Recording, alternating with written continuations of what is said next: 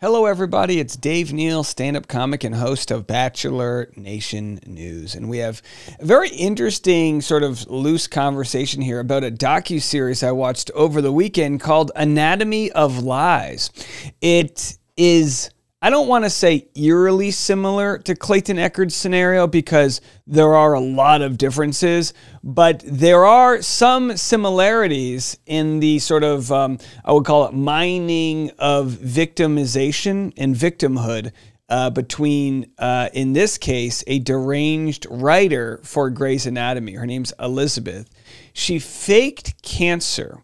And she went to great lengths to fake that cancer. Maybe she believed she even had it. She shaved her head. She would leave to vomit after her fake chemotherapy. It was a wild documentary I watched over the weekend on Peacock. And I couldn't help but think, I could not help but think, this documentary's crazy.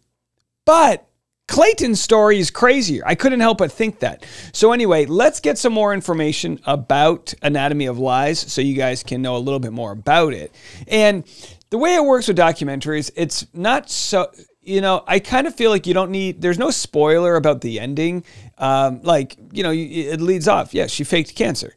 How you get there is what's crazy. Listening to all of the other writers and people that worked on Grey's Anatomy talk about her. The one thing that Anatomy of a Lie has that Clayton Echard's story doesn't is success. And by that I mean the writer of Grey's Anatomy who faked cancer was successful. She made a lot of money doing this. Whereas in Clayton's story, you could argue it's kind of like the complete opposite. But either way, we'll get into that. Let's play a few TikToks of what people are saying about this documentary, and then we'll compare and contrast.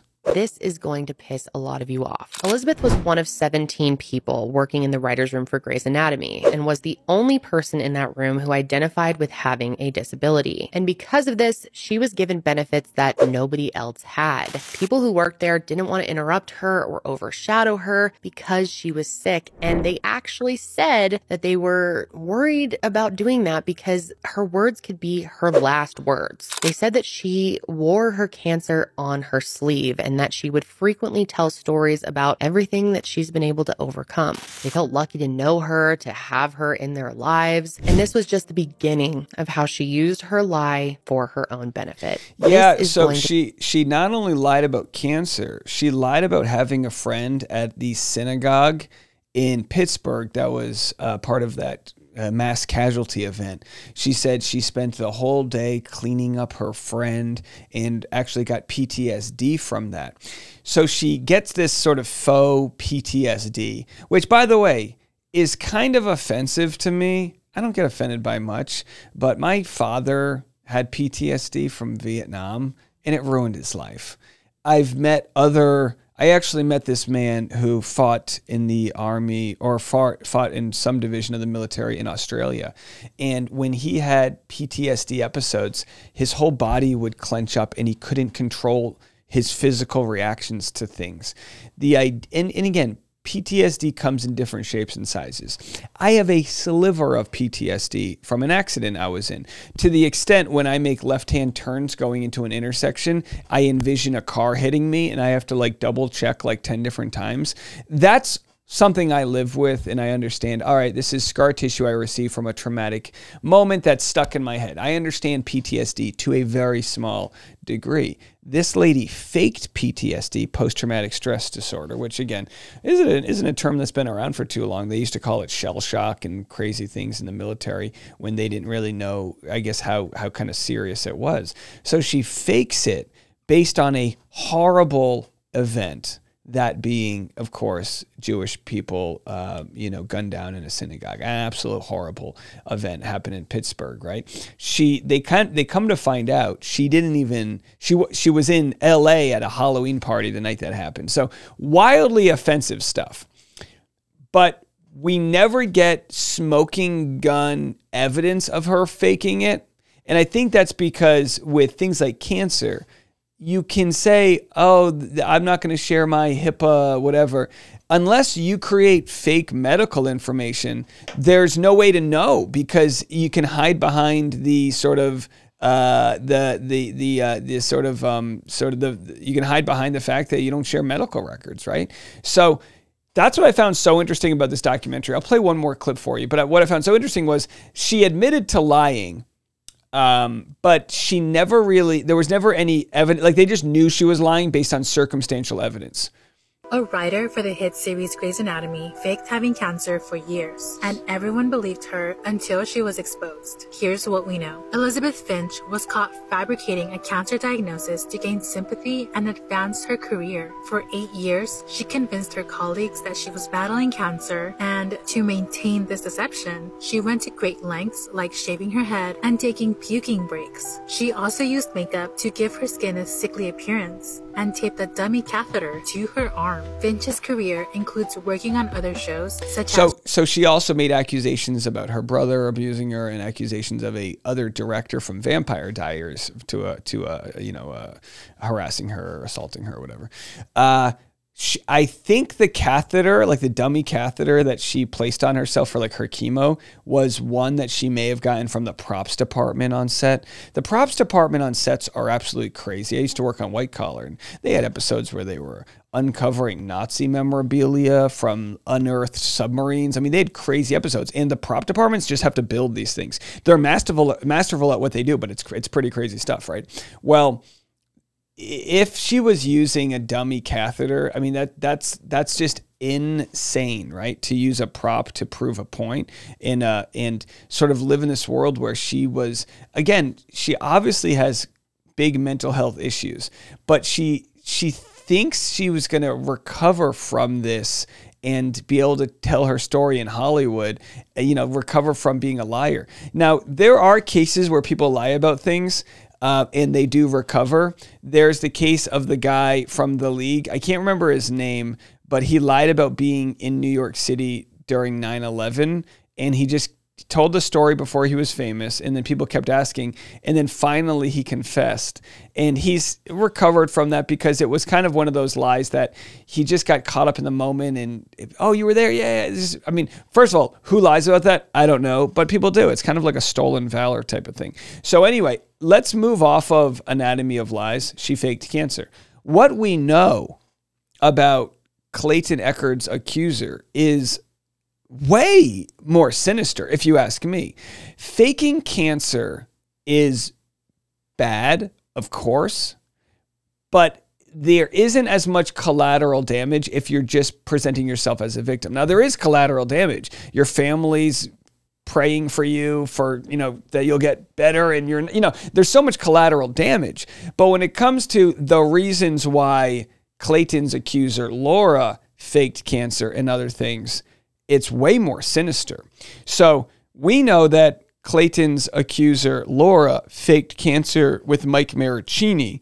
She lied and said, I never faked cancer. And of course, we raised money, $5,000, to get a laptop, a forensic expert to look at that laptop, to the point where her attorney has essentially dropped that argument and said, all right, well, let's just, okay. So they believe that the emails are real. And the emails from that laptop, which we've shared here, I don't need to share them again, basically are medical fraud. They're emails that were sent to Mike Maricini by a quote-unquote doctor to say, Laura has real ovarian cancer. And what we found out looking at it through a skeptical lens is that most people with ovarian cancer, it's like very rare to get it before your 50s, 60s, it's whatever age, it's very rare.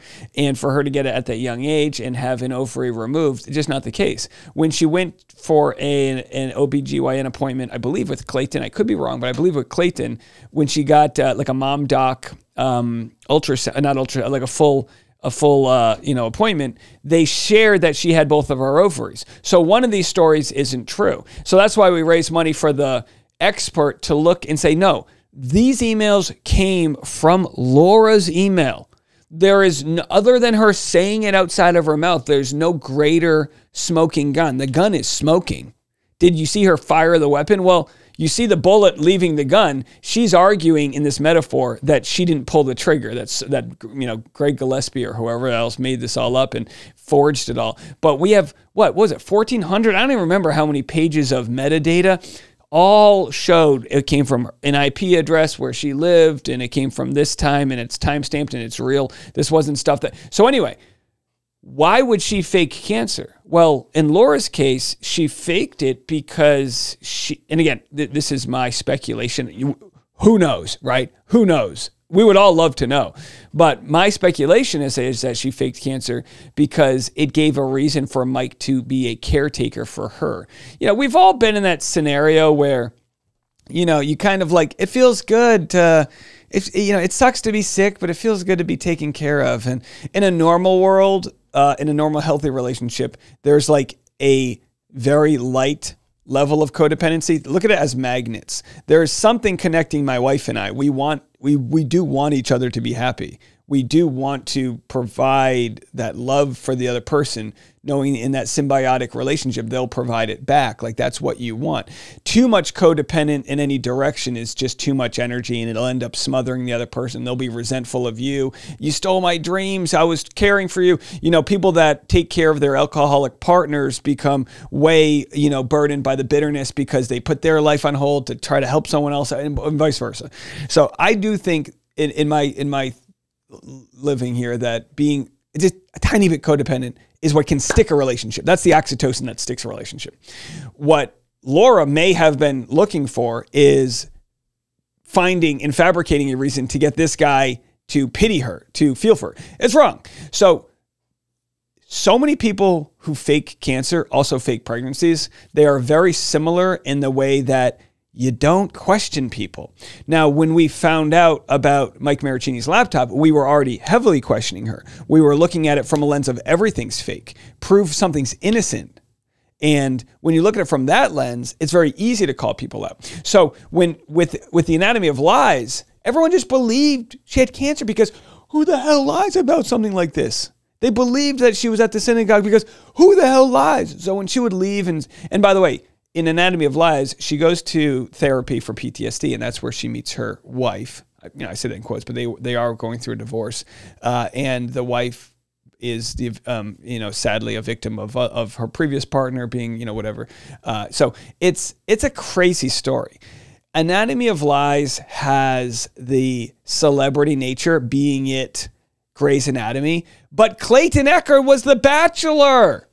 And to think that he may have been targeted in part because he was The Bachelor, that's very interesting. So when you look at what happened in the overall umbrella of Clayton's story, you have Mike Maricini, which involves a story which he denies, which she wrote a TEDx talk about.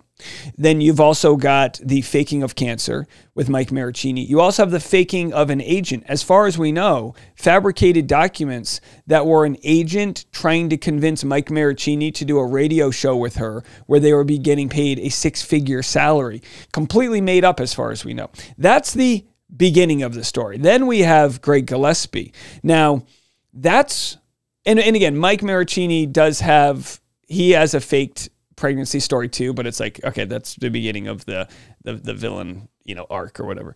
But with Greg Gillespie, then we have the ultrasound document, which we later found out had a Fiverr logo. So already this is more sinister than Grey's Anatomy of Lies, because people just believed her. She didn't, other than a catheter, which I think the reason why her partner caught her lying is there was no scar on her chest, and she never wanted a photo of her chest, but that's where the catheter would have gone. If you have chemo, that's where they would insert all the things and whatever.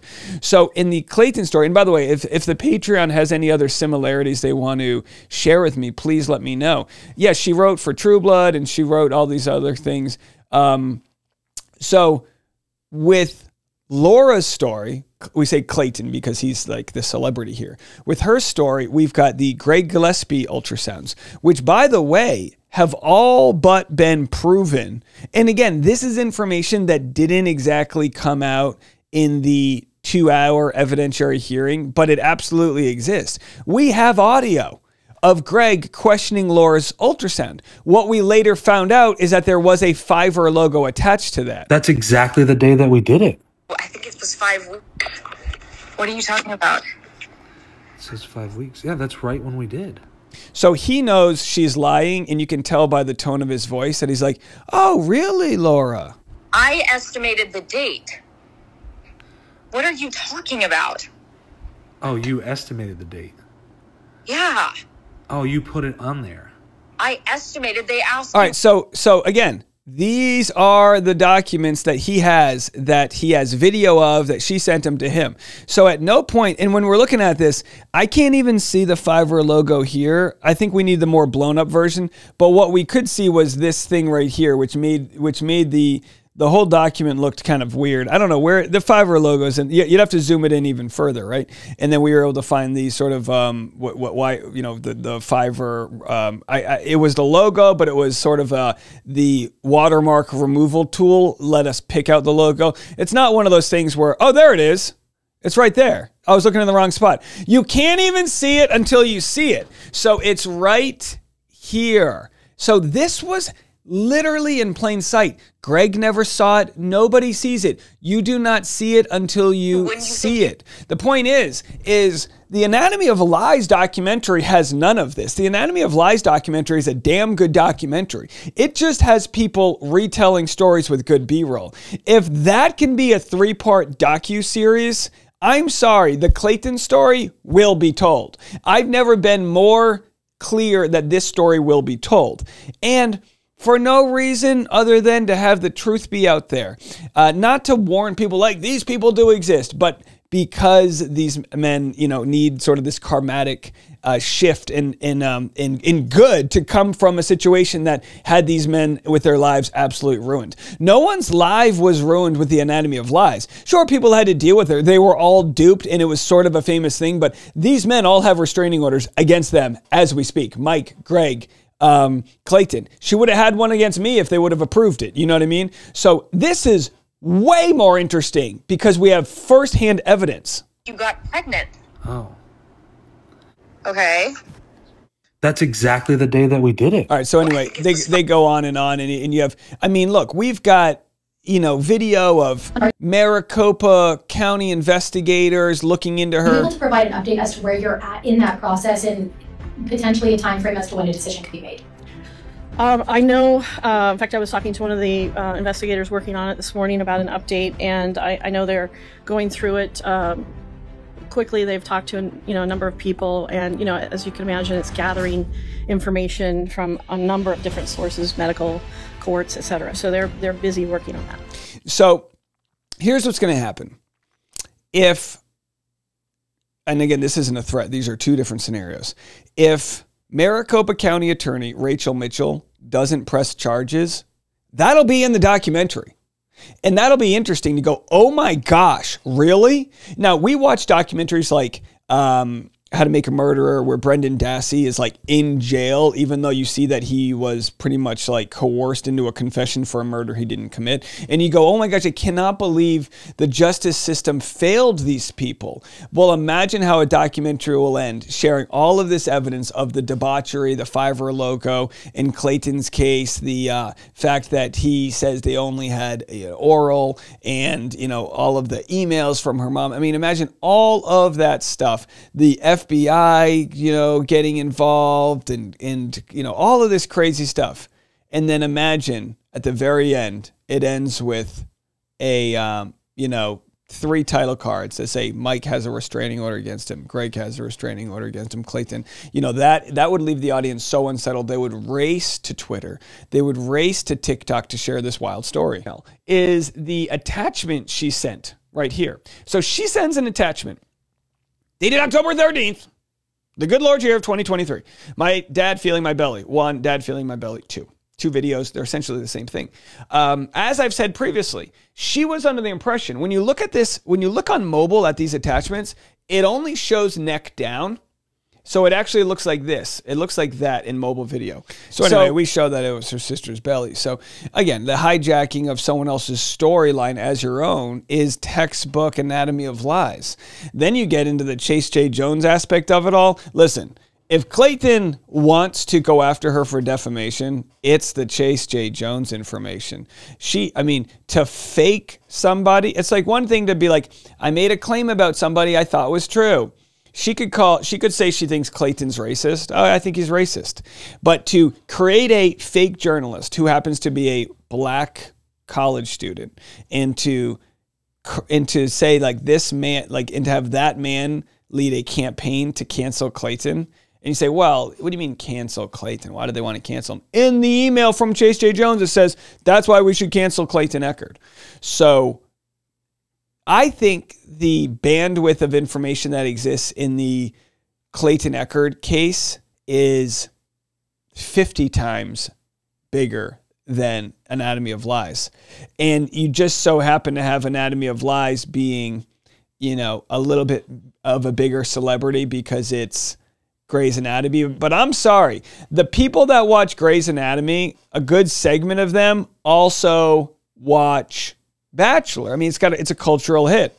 So here's another clip. And again, all these clips have been compiled and they're all here at the Justice for Clayton page here. But again, you know, there's just not, you know, still ongoing threats about lawsuits. So I personally thanked already, and I wanted to share this clip one more time, everyone who has stuck by us here as we continue to tell this story. And look, like I said, it's not a story where it's like, oh yeah, this is a giant boost for my career. This is the last thing I want to do. But at this point, we're so involved in it, we just have to see it through to the end. I thank Schnitzel Ninja for continuing to put content out there. I thank The Flock for getting this information. The Flock lives on. Where's The Flock? Caw, caw. They fly in. And I want to thank Justice for Clayton, the Wikipedia, the Reddit, the Twitter, the Instagram. Thank you guys all so much for continuing to put your foot on the gas here. Megan Fox, Lauren, Umbrella Guy, to know that you guys are here fighting for the truth. So when Jan says he lies, I'm still waiting to find out where. Yeah, no one really, you know, the only lie they said I made was when I said that that they filed an appeal when it was really the notice of appeal. I mean, talk about semantics, right? Unbelievable stuff. So look, could you tell Clayton Echard's story in a 3-episode docuseries? I don't think so. I think it's 5-6 episodes, but let me tell you something. If you did tell his story in a 3-episode docuseries, it would be lightning fast. Pop an Adderall, get your burritos ready, and consume the chaos, all of which is true. I'm okay shouting that from a rooftop. I'm okay being impeccable with my word, and I'm okay living by that, knowing you guys and myself have pushed this thing forward because we understand that stories will be rewritten, and we're not going to let that happen. Let's just let the truth be out there. Let's package it out there in a really nice documentary. And again, the update is documentarians are pitching it. They're pitching it. But now what do they have? Anatomy of Lies on Peacock, which clearly shows that a woman faking cancer is an interesting story, sadly. We have Baby Reindeer, which is a story about a comedian who gets entangled with, you know, a lot of gaslighting and whatever. That's a stalking. That story is similar. We have Don't F With Cats, a story about vigilante journalists online uncovering the truth when no one else, you know, had the bandwidth to do so.